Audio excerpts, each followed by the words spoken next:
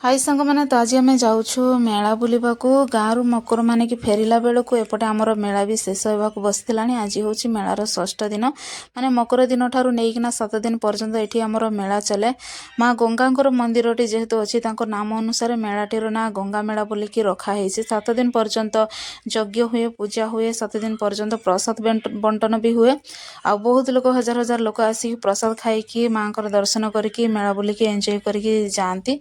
तो मो मतरे बालेश्वर डिस्ट्रिक्ट कौन जगह एत सुंदर भाव में मकर मेला कौटी आयोजन हो नथिबा आपण माने जदि चांदीपुर मकर मेला केबे बुलिकी जाइथिबे तो कमेंट रे निहाती भाव में जणेबे।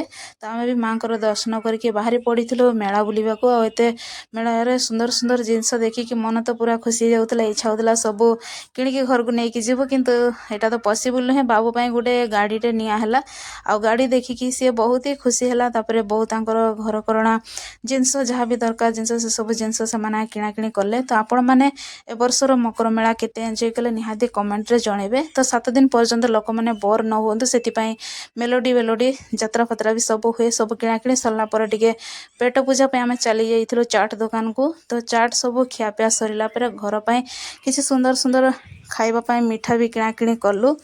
तो आज एतिकी रहुची देखा गोटे न्यू ब्लॉग रे। जय जगन्नाथ।